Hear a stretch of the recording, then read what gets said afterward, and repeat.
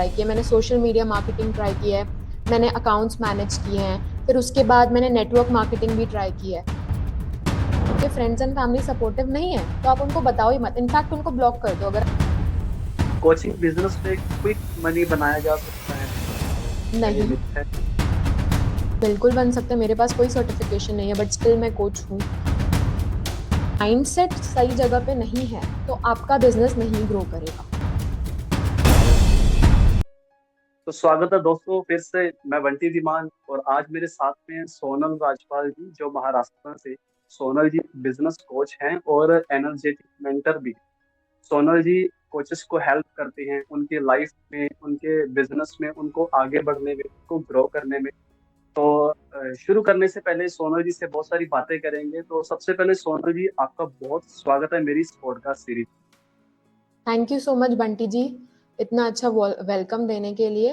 And I am really excited कि हम किस तरह से सबकी हेल्प कर पाएं। ओके, तो सोनल जी सबसे पहले मैं यहीं से शुरुआत करना चाहूंगा। आप एक बिजनेस कोच हैं, एनर्जेटिक मेंटर हैं। आपकी इस जर्नी की शुरुआत कहाँ से होती है और इस जर्नी में आपका कैसे आना हुआ? ठीक है। ओके, तो मेरी इस जर्नी की स्टार्टिंग बहुत पहले से हुई थी, लाइक 6 years पहले से। In 2019 when I was in second year of my college, तब से ये जर्नी की स्टार्ट हुई थी। First I was a content writer, then I went into copy writing. मैंने कॉपी राइटिंग किया, फिर उसके बाद मैंने सोचा कि ये ऑनलाइन वर्ल्ड ना बहुत रिवॉर्डिंग है, अगर आप इसमें ग्रो करना चाहें तो इसमें इतनी अपॉर्चुनिटीज हैं कि आप सोच भी नहीं सकते। मतलब at the at your home you can grow to such level कि मतलब आपको कहीं बाहर जाके काम करने की जरूरत ना पड़े कभी भी। इतनी अपॉर्चुनिटीज है और अपना नाम भी आप इस फील्ड में बहुत अच्छे तरीके से बना सकते हो। तो मैंने बहुत सारी चीजें ट्राई की है, मैंने सोशल मीडिया मार्केटिंग ट्राई की है, मैंने अकाउंट्स मैनेज किए हैं, फिर उसके बाद मैंने नेटवर्क मार्केटिंग भी ट्राई की है। तो ओवर दीज ईयर्स मतलब मैंने बहुत सारी चीजें ट्राई करी। उसके बाद लाइक 2023 के एंडिंग में I was going through a coach's page, मतलब she was a manifestation coach। तो मैं उसके पेज के थ्रू जब मैं स्क्रॉल कर रही थी तो मुझे बहुत सारे गैप्स दिखे। एंड जस्ट बिकॉज मैं इतने सालों से ये चीज़ में हूँ तो मुझे लगा कि I can help this person, कि मतलब मैं इसको बता सकती हूँ कि उसके पास क्लाइंट्स कैसे आ सकते हैं। आई कैन हेल्प कि कैसे कंटेंट क्रिएट करे जिससे लोग जो मतलब इनकी टारगेट ऑडियंस है वो इन तक आ पाए आसानी से। तो मुझे लगा कि तब मुझे इस चीज़ के बारे में बिल्कुल पता नहीं था, बट उस समय जब मैं उस चीज़ पे स्टक हुई तो मुझे लगा कि आई कैन हेल्प हर। मैं उनके पास रीच आउट भी किया, मैंने उनको रीच आउट किया, उनसे बात की और वो बहुत इंटरेस्टेड भी थी। तो उसी तरह से मेरी जर्नी की स्टार्ट हुई थी as a business coach. Coach कई अलग अलग फील्ड में कोचेस होते हैं। तो कोई मेंटल हेल्थ कोच होता है, कोई फिजिकल कोच होता है। तो मतलब कि इस बिजनेस की कोचिंग में या बिजनेस कोच बनने का ही आपका ये इरादा क्यों बना, या इसमें आपका इंटरेस्ट कैसे बना? तो बिजनेस कोच ही क्यों, कोई मेंटल हेल्थ या फिजिकल या कुछ और कोई दूसरा कोच क्यों नहीं? Okay, very good question. Business coaching इसलिए क्योंकि देखो मैंने ऑनलाइन वर्ल्ड में ही अपनी स्टार्ट की थी, तो मुझे पता है कि इस जगह पे क्या वर्क करता है और सामने वाले को क्या चीज चाहिए। जब आपको पता होता है, जैसे अगर मैं माइंडसेट में चली जाती या मेंटल हेल्थ में चली जाती, बट अगर मुझे उस चीज का एक्सपीरियंस नहीं है पर्सनल हैंड पे, तो मैं सामने वाले को उस चीज के लिए कैसे ट्रेन कर सकती हूँ। अब सपोज अगर मैं बोलूँ कि यार मुझे ना एक मैनिफेस्टेशन कोच बनना है, बट उसके लिए क्या मैंने अपने पर्सनल लाइफ में कुछ मैनिफेस्ट किया है? अगर मैंने बहुत सारी चीजें मैनिफेस्ट की हो, मुझे उसके तरीके पता हो या फिर कैसे मैं अपने आप पे काम करके मैनिफेस्ट कर पाऊं, तो मैं एक मैनिफेस्टेशन कोच बन सकती हूँ। बट अगर मुझे उस चीज का नॉलेज ही नहीं है तो मैं कैसे जाऊंगी? बिजनेस कोचिंग इज समथिंग कि मतलब मैंने ओवर द इयर्स देखा है कि क्या चीजें वर्क कर रही है। अगर मैं जब कंटेंट राइटिंग भी कर रही थी, तो जब मेरी क्लाइंट से जब बात होती थी या मैं कॉपी राइटिंग कर रही थी, मेरे को क्लाइंट से जब मैं बात करती थी तो जिस तरह से मेरी कॉन्वर्जेशन होती थी मुझे पता चलता था कि उनको क्या चाहिए। तो जब आपको पता होता है ना कि आपके टारगेट ऑडियंस को क्या चाहिए, तो फिर उससे आप की जो आपकी जो मेंटालिटी होती है या आपका जो एक्सपीरियंस है ना, वो ओवर द इयर्स बिल्ड होते जाता है कि क्या चल सकता है क्या नहीं चल सकता। अब ये ऐसी चीजें थी जो मेरे को इंटरेस्ट देती थी कि मतलब मैं किसी की हेल्प करूं बिजनेस ग्रो करने में, क्योंकि मेरे अंदर वो चीज है, मैंने ओवर द इयर्स एक्सपीरियंस किया है, तो मुझे वो पता था कि हाँ यार ये चल सकता है, ये नहीं चल सकता। तो इस इसी तरह से मैंने सोचा कि बिजनेस कोचिंग एक अच्छा स्टार्ट है। एंड प्लस मैंने उसमें एनर्जेटिक्स इसलिए जोड़ा क्योंकि मैं ये बहुत अच्छी तरीके से मानती हूँ कि सिर्फ और सिर्फ स्ट्रैटेजी वर्क नहीं करती। अगर आप किसी भी वर्ल्ड में कोई भी बिजनेस कर लीजिए, चाहे वो किसी भी चीज से क्यों ना रिलेटेड हो, अगर आपका माइंडसेट सही जगह पे नहीं है तो आपका बिजनेस नहीं ग्रो करेगा। तो energetics and business coaching together is what is going to help you build your business and get clients, is my thing. और मैं ये सोच रहा था कि शायद आपका भी जवाब भी कुछ ऐसा मिलेगा, जिस तरह हर कोई किसी ना किसी फील्ड में जाता है, किसी को देखकर इंस्पायर होता है, मोटिवेट होता है। तो मुझे लगा शायद आप भी किसी को देखकर इंस्पायर हुए होंगे, और आपका भी जवाब होगा कि उस पर्सन को मैंने देखा, उसकी सक्सेस को देखा, और उससे इंस्पिरेशन लेके मैंने इस जर्नी में कदम आगे बढ़ाया। तो खैर, आपने बताया कि आपने क्लाइंट्स की या लोगों की जो उनके टारगेट है उनको देखकर आपने ये डिसीजन लिया। तो मैं आगे बढ़ूंगा। अच्छा, एक जो नया कोच है, कोई भी पर्सन इस फील्ड में स्टार्ट करता है अपनी जर्नी को, तो उसके लिए सबसे बड़ा चैलेंज क्या रहने वाला है स्टार्टिंग में, और वो बिना चेस किए कैसे एक हाई पेइंग क्लाइंट्स को अट्रैक्ट कर सकता है? बिना चेस किए, देखो सबसे बड़ी बात यही होती है कि बहुत लोग सोचते हैं कि यार हम लोग इस चीज में आ गए ना, तो हमें जल्दी पैसा बनाना है। तो इसलिए लोग क्या करते हैं, लोगों के पीछे भागते हैं, उन्हें मैसेज करेंगे, कोल्ड डीएम्स करेंगे, बिकॉज ये एक बहुत ज्यादा हाइप हो गया कि जस्ट मैसेज समवन, यहाँ पे हम ये प्रोवाइड करते हैं, आप उनको लिख के दे दोगे तो वो लोग आपको बोलेंगे हाँ हाँ ठीक है, we'll get into this. But आप खुद सोचिए अपने माइंड में, अगर आपको कोई मैसेज करे सामने से कि मैं I am into this and I can help you get this thing, okay, अगर आपको कोई ऐसा मैसेज करेगा और वो ना आप उस इंसान को जानते हो, ना आपने कभी उनसे बात की है, ना कुछ भी किया है, तो फिर आप कैसे उसकी बात पे ट्रस्ट करोगे?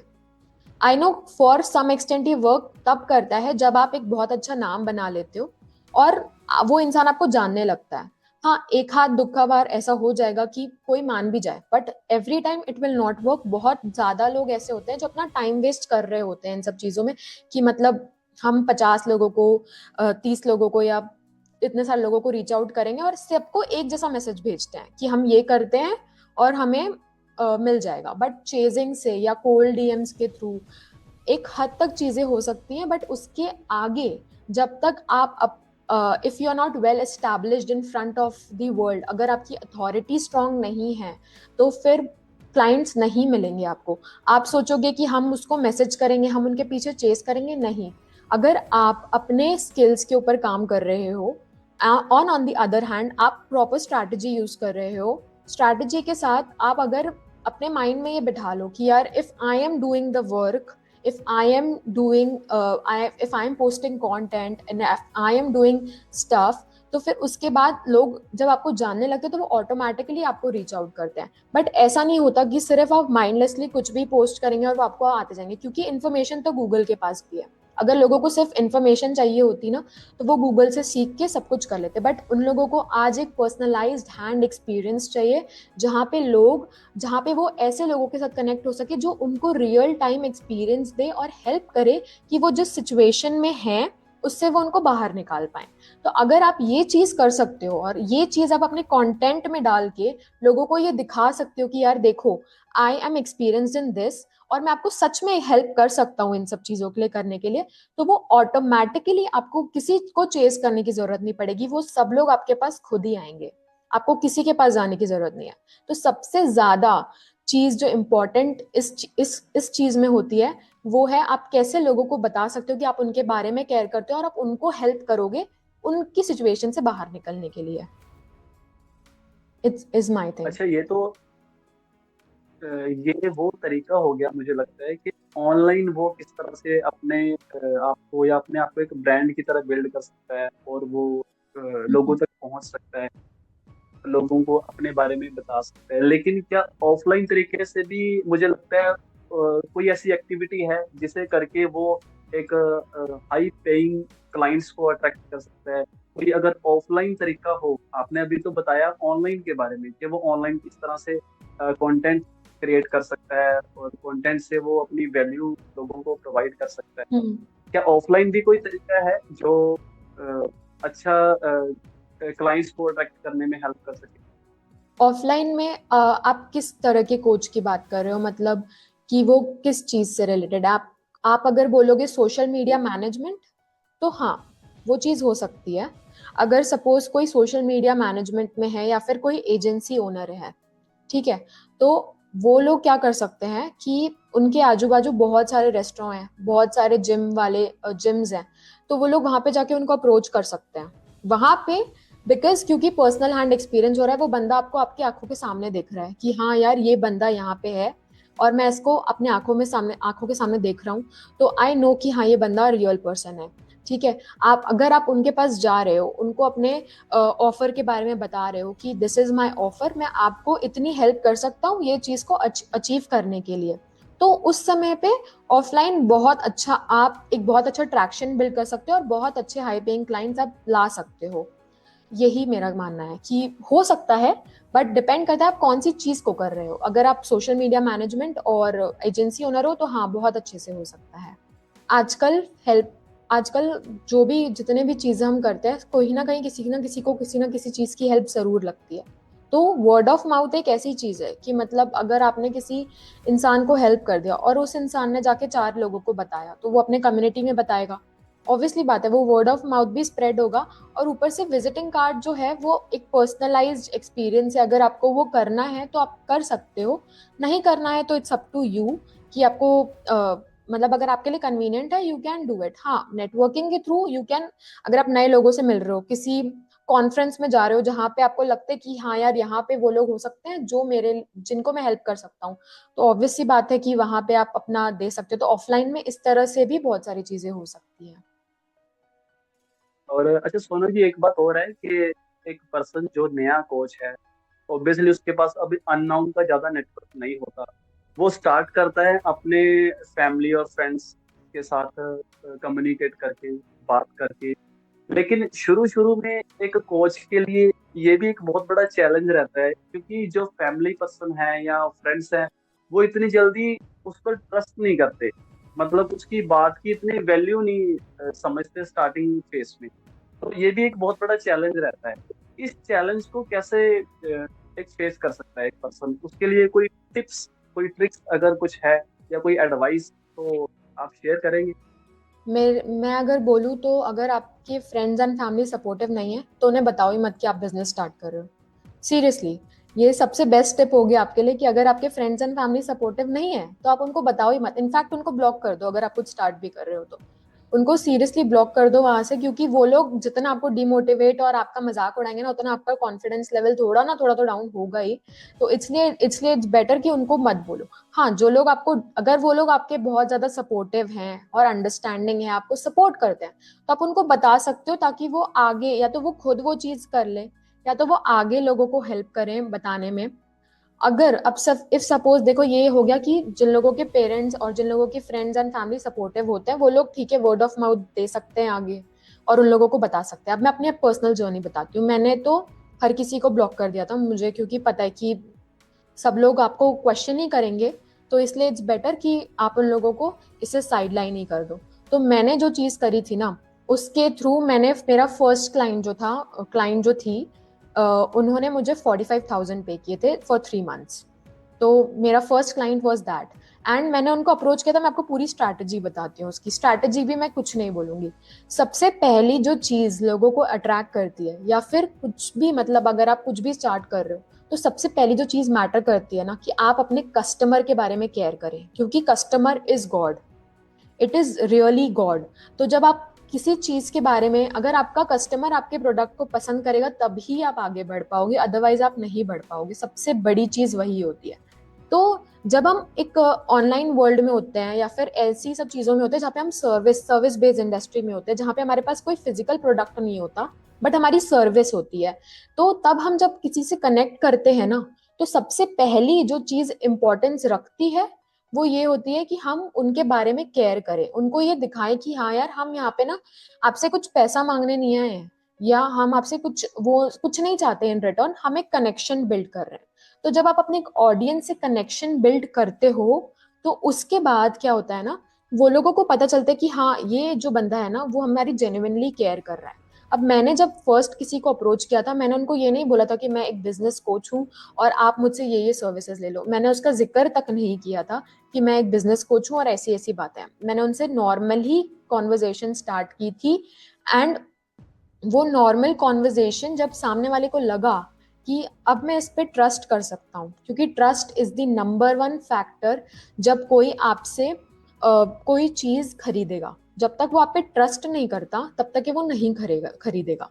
तो इट्स अपॉन दैट, जब तक वो ट्रस्ट फैक्टर बिल्ड नहीं होता ना तब तक के आप पीछे ही रहो, कुछ भी प्रमोट मत करो उनको। आप जब स्टार्ट कर रहे हो, मैं तब की बात बता रही हूँ, तो आप उनको कुछ भी प्रमोट मत करिए। आप उनके साथ बस एक जेन्युइन कनेक्शन बिल्ड करिए और उनको ये फील करवाइए कि आप उनके बारे में जेन्युइनली केयर कर रहे हो और आप उनके साथ कोई स्कैम नहीं कर रहे। क्योंकि एक बहुत बड़ा हुआ भी होता है कि यार ऑनलाइन वर्ल्ड में ना स्कैम हो जाते हैं, बट ऐसा नहीं होता। एक वो अलग ही चीज है और हम उस चीज में नहीं आते, हम बहुत अलग तरीके से आते हैं। तो जब आप लोगों को ये दिखा दो या मतलब उनको ये महसूस करा दो कि यार you are here for them, तो फिर वो ऑटोमेटिकली धीरे धीरे करके वो सेल कन्वर्ट हो जाती है, जब क्योंकि वो बंदा आप पे ट्रस्ट करने लग जाता है। तो जैसे जैसे सेल कन्वर्ट होगी वैसे वैसे एक्सपीरियंस भी बढ़ेगा, एग्जैक्टली। टेस्टिमोनियल्स भी आना होते जाएंगे और हम्म। कॉन्फिडेंस बिल्ड होता जाएगा। यस। उसके बाद अपने आप अपने धीरे आप। धीरे फिर उसके हाँ। एग्री होना शुरू कर देते हैं, स्लोली स्लोली स्लोली। तो आगे हम्म। बढ़ूंगा।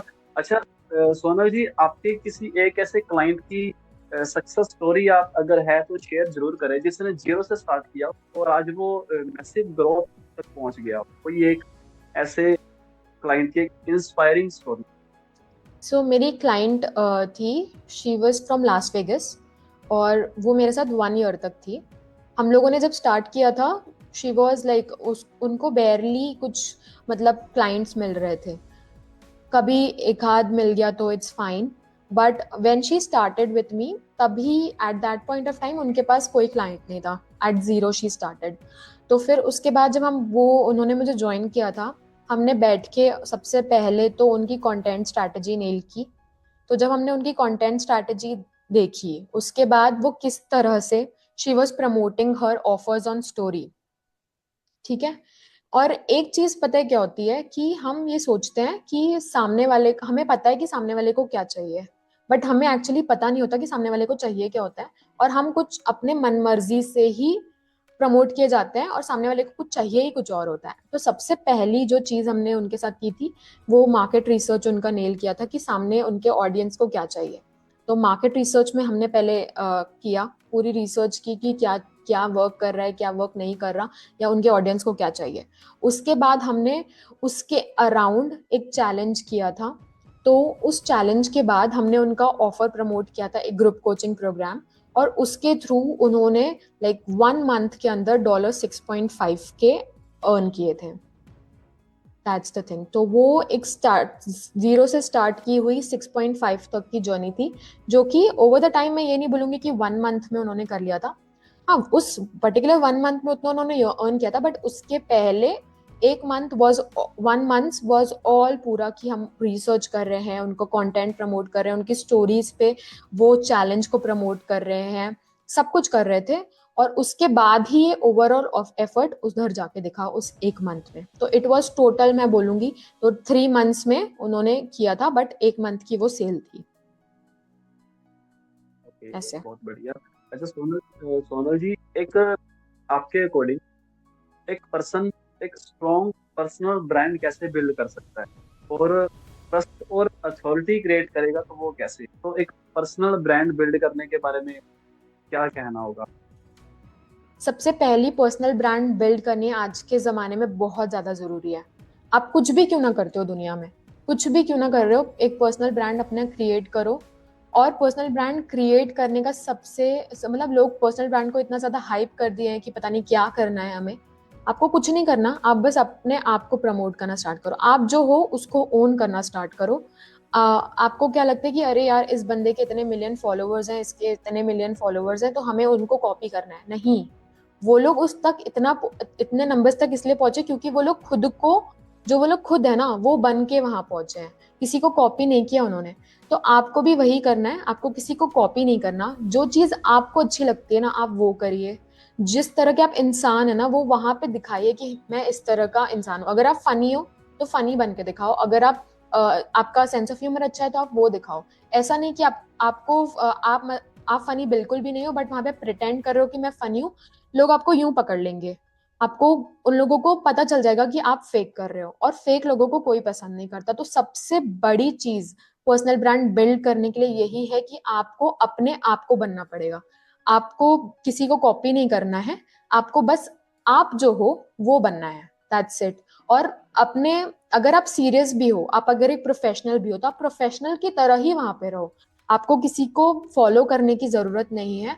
बस एक अथॉरिटी, एक काइंडनेस के साथ एक आप ट्रस्ट फैक्टर बिल्ड करिए कि हाँ मैं जो हूँ मैं वो ही दिखा रहा हूँ सामने वाले को, मैं कोई और बन के नहीं दिखा रहा।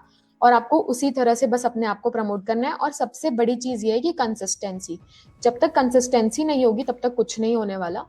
तो ऐसा नहीं कि एक महीने तक कुछ नहीं हो रहा तो हम चीज छोड़ देंगे, नहीं, आपको उस पर कंसिस्टेंट एफर्ट्स डालने पड़ेंगे, कभी ना कभी वो जरूर वर्क करेगा, ऐसा है। और कंटेंट का कितना इम्पोर्टेंट रोल है कि साथ में वो कंटेंट भी क्रिएट करता रहे जो वैल्यू दे लोगों को, या सिर्फ वो पर्सनल ब्रांड तक ही सीमित रहे। तो कंटेंट के बारे में कुछ बताएं। डिपेंड करता है कि आपको आप किस चीज में हो, आपको पर्सनल ब्रांड किस चीज में बिल्ड करना है। देखो जैसे अगर आप एक इन्फ्लुएंसर हो तो आप उस तरह से लोगों के सामने आओगे, आप अपनी पर्सनालिटी दिखाओगे बाहर। बट आप एक, सपोज आप एक सर्विस बेस्ड इंडस्ट्री में और वहां पे आपको अपना पर्सनल ब्रांड बिल्ड करना है, तो आपको कंटेंट के साथ अपना वो पर्सनल ब्रांड बिल्ड करना पड़ेगा कि जहाँ पे आप अपनी भी पर्सनालिटी दिखा रहे हो पर आप लोगों को वो वैल्यू भी प्रोवाइड कर रहे हो कि हाँ मैं वैल्यू भी प्रोवाइड कर रहा हूँ, मैं अपने आप को भी दिखा रहा हूँ। और उसी तरह के अराउंड में कंटेंट बना रहा हूँ जिससे लोग आपको भी जान रहे हैं, आप क्या करते हो उसको भी जान रहे हैं, और वो उससे भी फेमिलियर हो रहे हैं। तो क्या होता है कि जब सपोज मैं अगर बिजनेस कोच हूँ तो मेरे अलावा 1000 बिजनेस कोच भरे पड़े हैं, 1000 मैनिफेस्टेशन कोच भरे पड़े हैं। तो लोगों के पास बहुत सारे ऑप्शंस है, कोई आपके पास ही पर्टिकुलरली क्यों आएगा?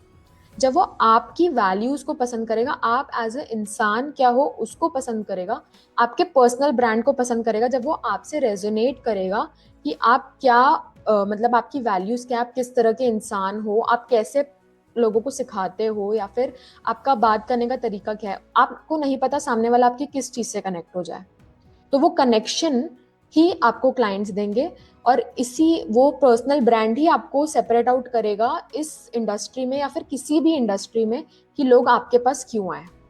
तो डिपेंड करता है कि आप इन्फ्लुएंसर हो या सर्विस बेस्ड इंडस्ट्री में हो। ओके। अच्छा, अगर कोई coach high ticket clients attract करना चाहता है तो उसके लिए सबसे इम्पोर्टेंट फैक्टर क्या होना चाहिए या क्या होगा? अगर कोई कोच हाई टिकट क्लाइंट्स लाना चाहता है तो सबसे पहली इम्पोर्टेंट जो चीज होती है कि कोई भी इंसान ऐसे इंसान के साथ नहीं आना चाहता जो कॉन्फिडेंट नहीं है। ठीक है, अगर मैं आपसे एकदम लो वॉइस में या एकदम ऐसे डल होके बात करूंगी तो आपको भी इंटरेस्ट नहीं आएगा। तो एक सर्टेनिटी होना, एक अपने आप पे विश्वास होना और कॉन्फिडेंटली सामने वाले को बताना ये कि हम ये चीज कर सकते हैं, ये सबसे बड़ी बात होती है। और उस चीज को आप जब रेगुलरली लोगों के आंखों के सामने होगे, बी कंसिस्टेंट।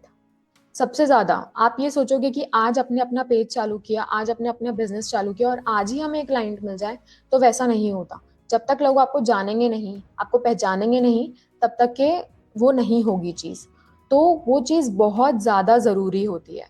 और सबसे पहली और सबसे ज्यादा मेन बात ये होती है आपको कंटेंट भी प्रमोट करना है लोगों को। अगर आपके पास नॉलेज ही नहीं होगा, लोगों को पता ही नहीं है कि आपके पास नॉलेज है या नहीं है, तो वो आपके पास क्यों आएंगे?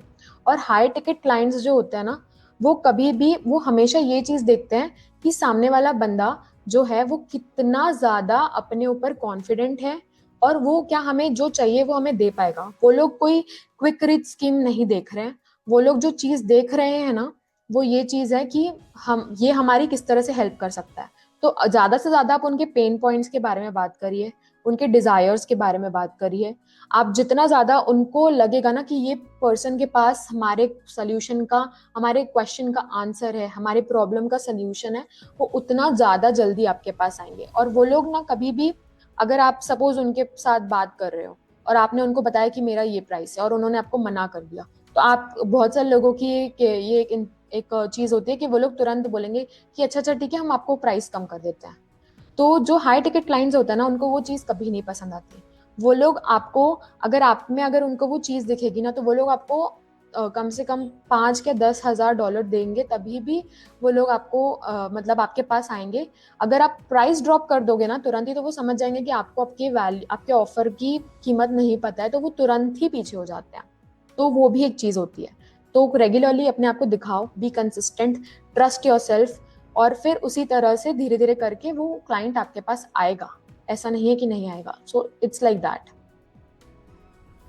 अच्छा सोनल जी, आपके इंस्टाग्राम के बायो पे मैंने देखा, उसमें आपने एक फ्री डिस्कवरी कॉल मेंशन किया हुआ है।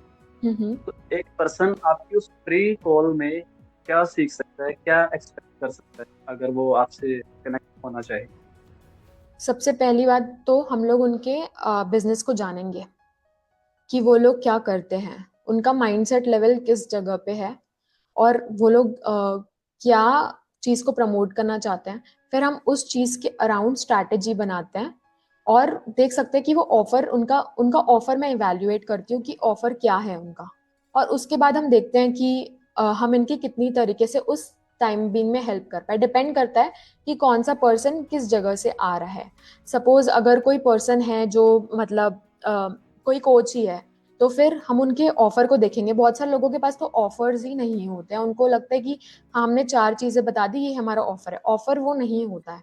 ऑफर में जब आप एक इंसान को एक ट्रांसफॉर्मेशन प्रोवाइड करते हो ना, तो वो पूरा एक जर्नी दिखानी पड़ती है। तो मैं उनको उस कॉल में सबसे ज्यादा पहली बात मैं यही बोलती हूँ कि अपने ऑफर को इस तरह से जानो और इस तरह से प्रेजेंट करो सामने वाले के सामने कि वो आपके ऑफर की उनको तुरंत जरूरत है, ये उनको महसूस होना चाहिए। तो हम ऑफर्स में देखते हैं, हम उनकी स्ट्रैटेजी देखते हैं और उनका माइंडसेट देखते हैं। अच्छा सोनल जी, एक बात बताइए, अभी आपने फ्री डिस्कवरी कॉल के बारे में बताया।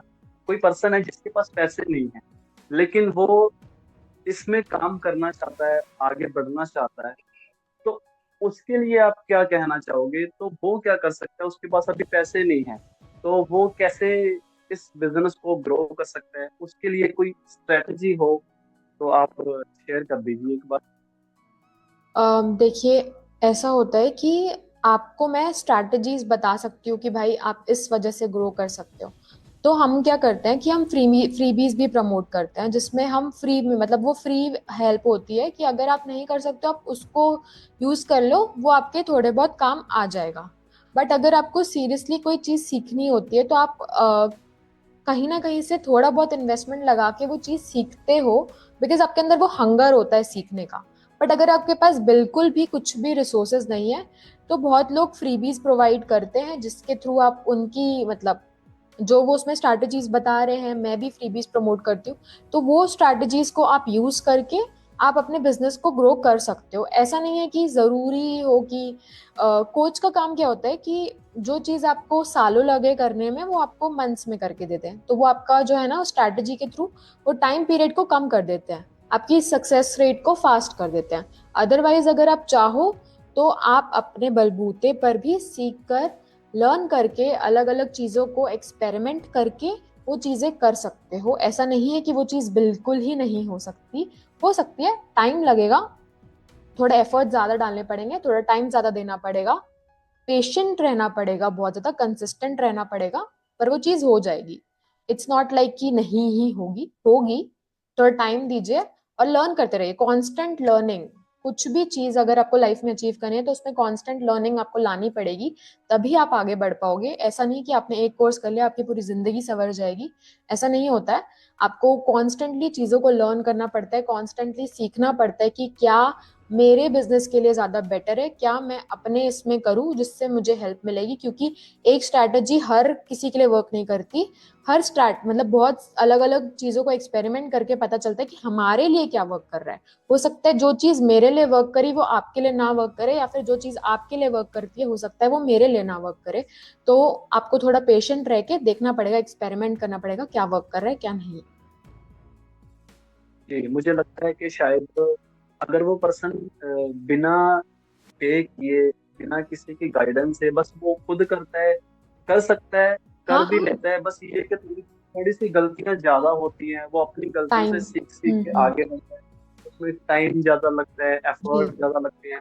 तो जब हम्म। किसी की मेंटर मिल जाती है तो उससे क्या है कि सामने वाले पर्सन की जो एक्सपर्टीज है, जो उसका एक्सपीरियंस है, उसने जो गलतियां कर चुका है, वो उन सब चीजों के बेस पे वो गाइड कर सकता है कि यार मैंने ये गलतियां की है जिस वजह से मुझे प्रॉब्लम आई है, कि तू ऐसा अगर नहीं करेगा तो तू कम टाइम में और कम एफर्ट में ज्यादा अच्छे रिजल्ट अचीव कर सकते हैं। मुझे लगता है इस यस। वजह से एक मेंटर जरूरी हो जाता है, तो यस। ये एक प्लस पॉइंट हो जाता है। अच्छा, सोना जी, इस फील्ड में कई सारे लोगों के माइंड में कुछ मिथ्स हैं या कुछ फैक्ट हैं, उनके बारे में थोड़ा सा मैं पूछना चाहूंगा। कोचिंग बिजनेस सिर्फ एक स्ट्रेटजी से ही चलता है क्या? ये मिथ है नहीं, या फैक्ट है? It's a myth. ये फैक्ट यस, है, मिथ है। Okay. High paying high paying clients सिर्फ एक्सपीरियंस वाले कोचेस को ही मिलते हैं?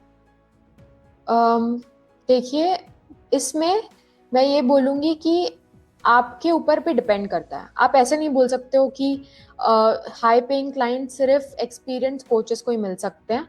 हाँ, कहीं हद तक मैक्सिमम ये बात सच होगी। बट अगर आप अपनी वैल्यू सामने वाले को प्रूव कर सकते हो तो आपका फर्स्ट क्लाइंट भी हाई पेइंग क्लाइंट हो सकता है, क्योंकि मेरा फर्स्ट हैंड एक्सपीरियंस है ये।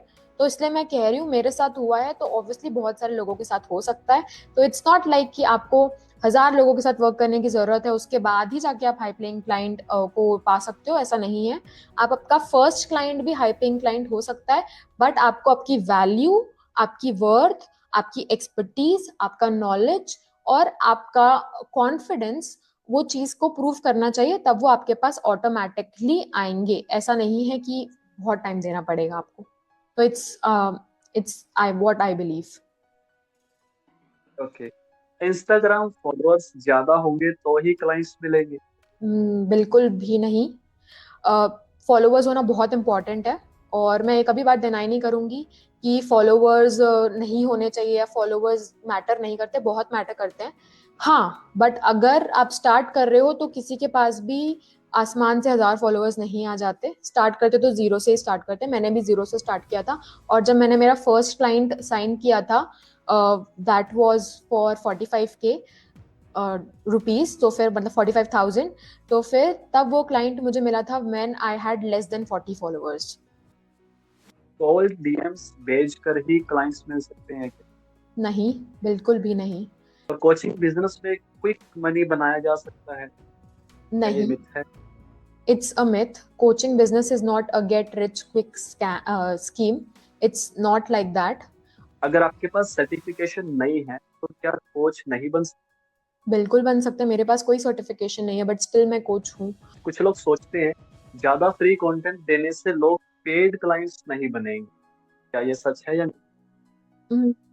मैं ये बात नहीं मानती, क्योंकि अगर लोग, आप ये सोचिए, उसका एक अलग तरीका भी हो सकता है सोचने का, कि अगर आप ये सोच सकते हैं कि इस इंसान ने हमें फ्री में इतनी वैल्यू दे दी, तो अगर हम इसका पेड कोर्स ज्वाइन करेंगे तो उसमें कितनी वैल्यू होगी। अगर आपके फ्रीबीज में इतनी वैल्यू है, आपके फ्री कंटेंट में इतनी वैल्यू है कि लोग ग्रो कर रहे हैं, तो अगर आप ये सोचिए ना, आप ये माइंडसेट रखिए कि अगर मैं इस इंसान के साथ जुड़ूंगा, इस इंसान से सीखूंगा, तो उसके पेड कोर्स में कितनी वैल्यू होगी और मैं कितना ग्रो कर सकता हूँ। तो अगर इंसान उस मेंटालिटी से आगे बढ़े ना, तो वो बहुत आगे जाएगा, रादर देन कि अरे यार ये तो फ्री में कंटेंट दिए ही जा रहा, तो मैं इसके साथ क्यों जाऊं। हाँ, बहुत लोग रेजिस्ट करते हैं कि हम बहुत सारी चीजें ना बताएं।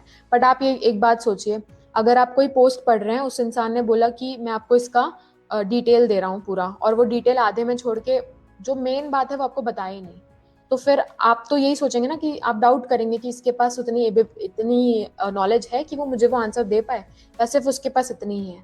तो इट डिपेंड्स कि आप किस तरह से वो चीज़ को आगे ला रहे हो।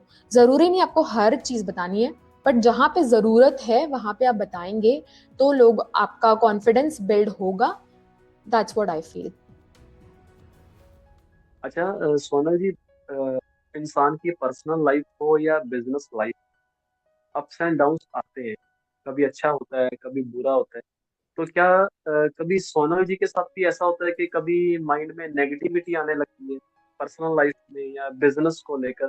तो अगर ऐसा है तो उस नेगेटिविटी से बाहर निकलने के लिए सोनल जी आप खुद क्या करते हैं?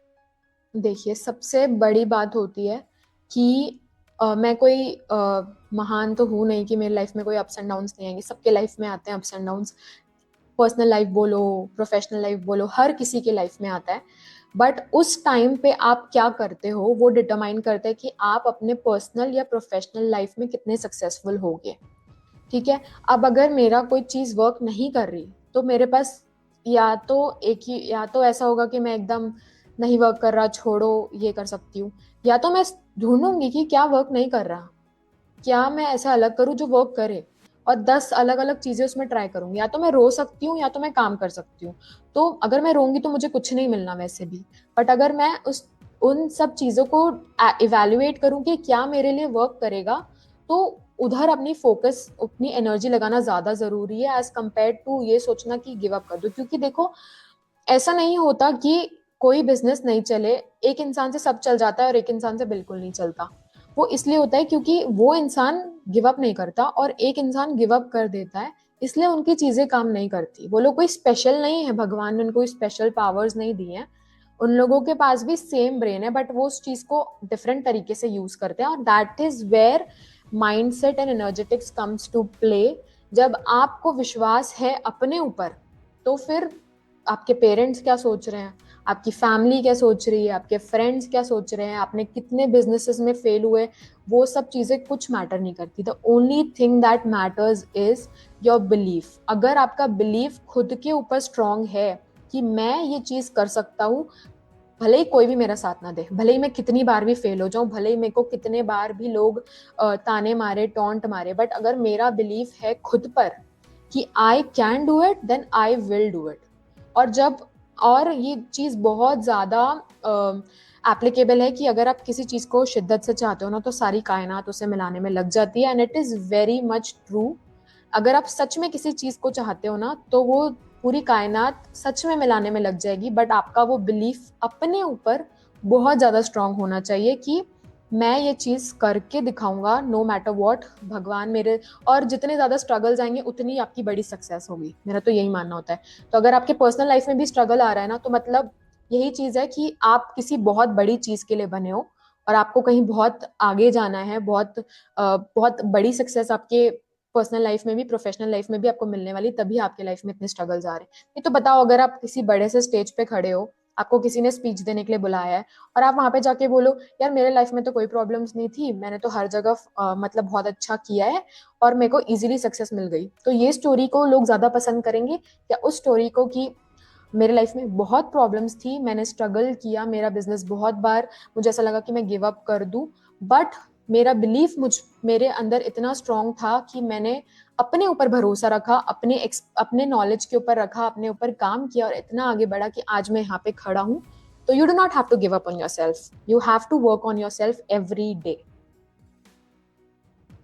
ओके। अच्छा सोनल जी, आप इंस्टाग्राम पर कंटेंट भी क्रिएट कर रहे हैं, आप मेंटरशिप भी दे रहे हैं, बिजनेस कोच हैं, तो आपकी पर्सनल लाइफ भी है, प्रोफेशनल लाइफ भी है। तो थोड़ा सोनल जी की लाइफ के बारे में जानना चाहेंगे। सोनल जी का डेली का रूटीन क्या है? मेरा डेली का रूटीन ये है कि मैं कोई जॉब नहीं करती हूँ, दिस इज माई बिजनेस। सो मतलब मेरा पूरा टाइम इसी में है। ऐसा नहीं है कि मैं बोलूँगी कि भाई मैं तो सुबह से लेकर रात तक यही करती हूँ, नो। इट्स लाइक कि मेरा जब रूटीन स्टार्ट होता है तो मैं नॉर्मल उठती हूँ। देन उसके बाद मैं थोड़ा बहुत अपने ऊपर काम करती हूँ, मतलब मुझे अच्छा लगता है मेडिटेशन करना, सो आई डू दैट।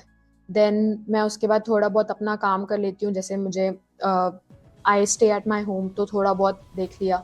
देन उसके बाद I start my work, and then मैं वर्क ऐसे नहीं बोलूँगी कि मैं पूरा 5 आवर्स उसको dedicated, no, it is in intervals, 1 hour कर लिया, देन 15 मिनट्स ब्रेक, देन थोड़ा टाइम और कर लिया, it's like that, my routine is that. Then I like to play, so I go for badminton, then I play badminton. That's my routine basically. और सोनल जी का अपना learning source क्या है? आप किस तरह से लर्न कर रहे हैं, ग्रो कर रहे हैं? मुझे बुक्स पढ़ना अच्छा लगता है मेरे को. मेरी बुक्स सिर्फ उन्हीं चीज़ों से भरी हुई हैं जिनसे मुझे नॉलेज मिले या जिससे मैं सीख सकूं. मतलब सब सेल्फ हेल्प ग्रुप्स या सेल्फ हेल्प बुक्स हैं, सब इम्प्रूवमेंट वाली बुक्स हैं, सब हाउ यूट्यूब पे I listen to many lectures and many videos, I go through it, और मैं अपने आप को कैसे स्ट्रॉन्ग बना सकती हूँ, मैं अपने माइंडसेट को कैसे स्ट्रॉन्ग बना सकती हूँ, मैं कैसे अपने बिलीफ को स्ट्रॉन्ग बना सकती हूँ. I listen to those videos and podcast to grow myself. और फ्री जगह से बहुत सारी चीज़ें अवेलेबल हैं, एंड मैंने अपने कोच में भी इन्वेस्ट करके रखा है, तो मैं वहाँ उनसे भी सीखती हूँ, क्योंकि मैं भी यही बिलीव करती हूँ कि एक पर्सनलाइज एक्सपीरियंस आपको बहुत ज़्यादा हेल्प करती है, और आपका प्रोसेस जो है वहाँ तक पहुँचने में वो ईजी हो जाता है और फास्ट हो जाता है. तो मुझे यही लगता है कि अगर मैं एक कोच के साथ रहूँगी तो मुझे हेल्प मिलेगी जल्दी उस चीज़ को ग्रो करने में. तो that is what is it as. या तो सोनल जी, कोई एक ऐसा मैसेज हमारे व्यूअर्स के लिए आप क्या देना चाहोगे? मैं यही मैसेज देना चाहूँगी कि लाइफ में या आपके बिजनेस में, आपके पर्सनल लाइफ में बहुत बार ऐसी चीज़ें होंगी जो आपको लगेगा कि I can not do it, या I am not meant for this, या आपको लगेगा कि मेरा कोई साथ नहीं दे रहा, there is no support from me, and आपको ये लगेगा कि life is unfair towards me. तो हमेशा ये बात याद रखना कि you have been chosen by God to do something extraordinary. आपको अगर कोई सपोर्ट नहीं दे रहा तो there is, you have yourself, you have God, always have faith in him. वो आपको हमेशा, जब आप सबसे नीचे वाले पॉइंट पे होंगे तब आपको ये विश्वास होगा कि आप इस लाइफ में एक्स्ट्रॉर्डनरी चीज़ें करने के लिए बने हो. तो कभी भी गिव अप मत करिए, हमेशा अपने ऊपर बिलीफ रखिए कि सब कुछ जो भी हो रहा है वो आपके लिए हो रहा है, आप ताकि एक अच्छे इंसान बने, आप एक अच्छे इंसान तो बने ही, और एक अच्छा कुछ कर पाएं अपने लोगों के लिए, अपने सराउंडिंग के लिए कुछ अच्छा कर पाएं. आप किसी बड़ी चीज़ के लिए बने हैं. सो इट्स लाइक दैट, हमेशा खुद पे बिलीफ रखिए, सब अच्छे के लिए ही हो रहा है आपके, बुरा भी अच्छे के लिए ही हो रहा है, तो वो भी हमेशा ध्यान में रखिए. That's what I want to बुरा से. भी अच्छे के लिए। बुरा भी बहुत अच्छे के बढ़िया, लिए हो बहुत। रहा है. हम्म. तो थैंक यू सो मच। आज आपने इतनी सारी बातें हमारे साथ शेयर की। मैं व्यूअर्स को बताना चाहूँगा, तो अगर आप सोनल जी से किसी भी तरह की बिजनेस को लेकर आप मेंटरशिप लेना चाहते हैं, चाहे वो फ्री है चाहे वो पेड है, तो आप सोनल जी से कनेक्ट कर सकते हैं। सोनल जी का इंस्टाग्राम अकाउंट है जिस पर ये अपना कंटेंट बना रहे हैं फ्री में। तो सोनल जी के इंस्टा का लिंक मैं डिस्क्रिप्शन में डाल दूंगा इस वीडियो के, तो आप इनके पेज को विजिट कर सकते हैं। और मैं उम्मीद करता हूँ इस वीडियो से काफ़ी सारी यूजफुल चीज़ें, काफ़ी सारी हेल्पफुल बातें जो इस वीडियो को देख रहे हैं, जो सोनल जी को सुन रहे हैं, उन्हें काफ़ी हेल्प करेंगी।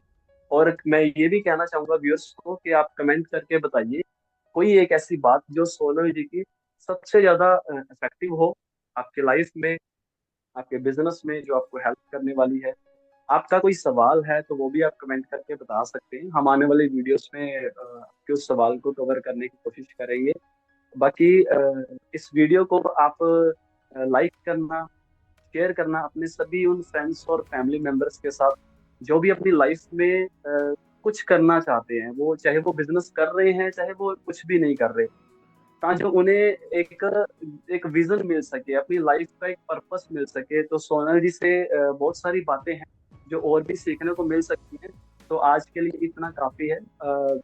अगर कोई कुछ और नया सीखने की इच्छा हो तो आप सोनल जी से डायरेक्ट कनेक्ट कर सकते हैं। बाकी इस वीडियो को आप यूट्यूब पर देख रहे हो तो हमारे चैनल को सब्सक्राइब कर लेना। फेसबुक पर देख रहे हो तो पेज को फॉलो कर लेना। इस वीडियो को शुरू से एंड तक देखने के लिए आपका और सोनल जी का बहुत बहुत धन्यवाद। Thank you for inviting me. बहुत अच्छा लगा आपसे बात करके एंड आई एम श्योर कि ये वीडियो लोगों की बहुत हेल्प करेगा। और अगर उन्हें कुछ भी क्वेश्चंस हो तो वो मुझे डायरेक्टली भी रीच आउट कर सकते हैं। I will be happy to help everyone. और सच में बहुत अच्छा लगा आपसे मिलकर, आपसे बातें करके, और आप जो कर रहे हैं सबके लिए that is very much commendable. So thank you for inviting me.